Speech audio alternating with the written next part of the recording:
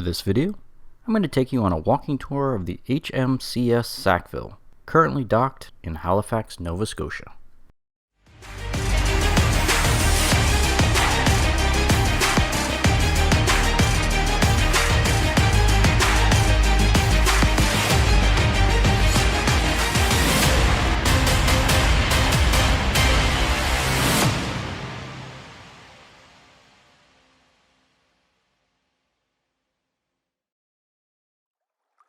Honestly, this episode's been in the works for a while.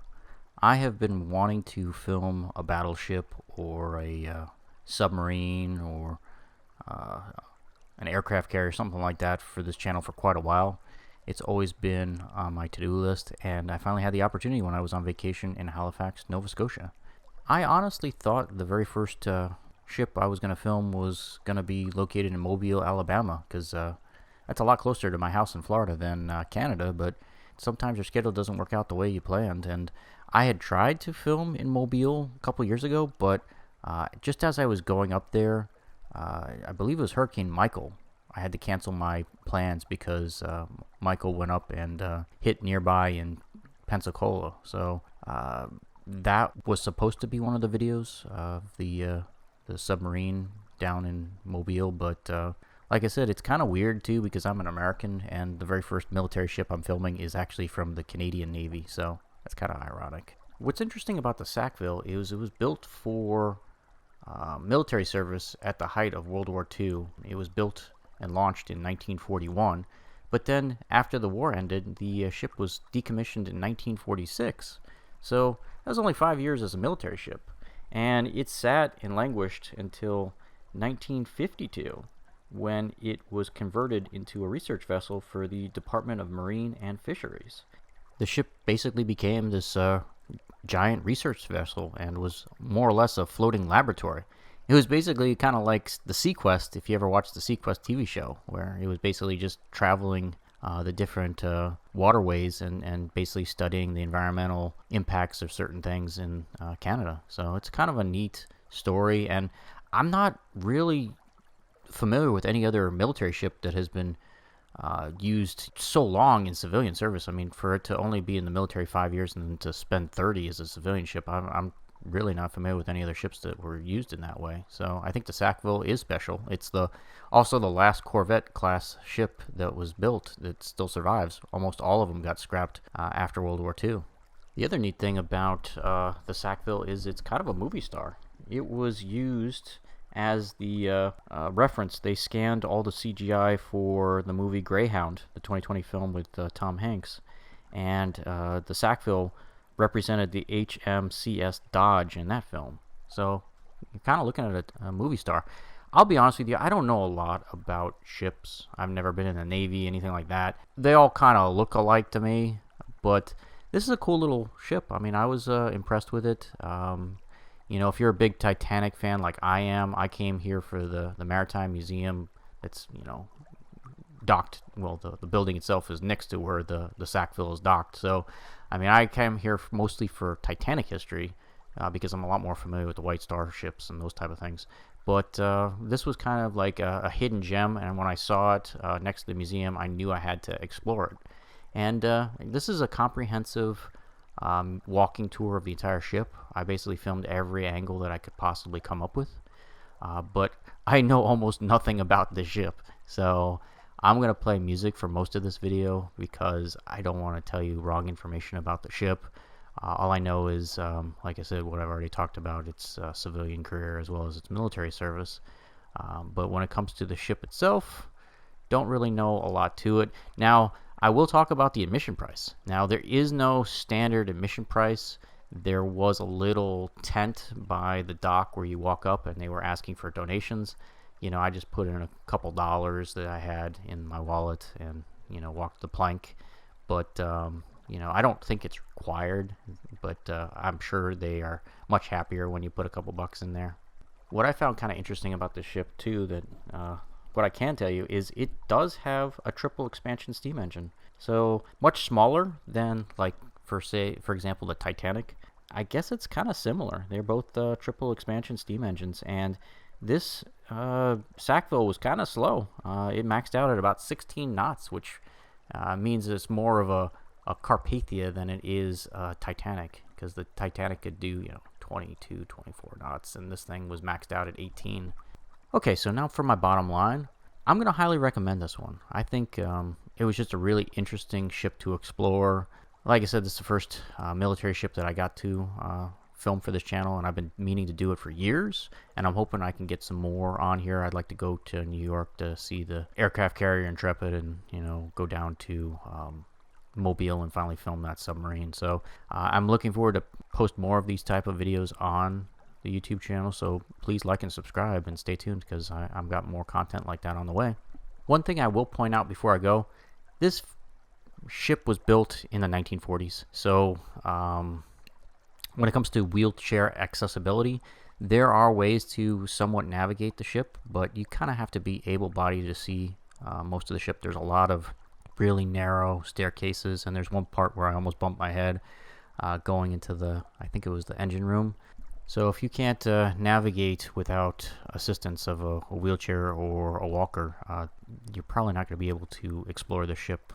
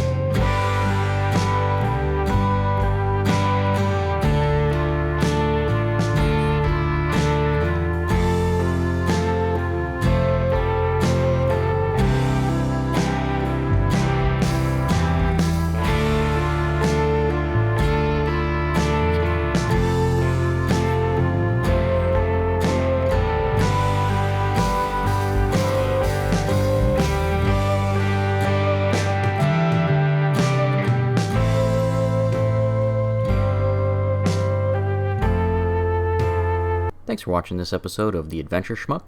If you enjoyed today's video, don't forget to like and subscribe. See everyone next week.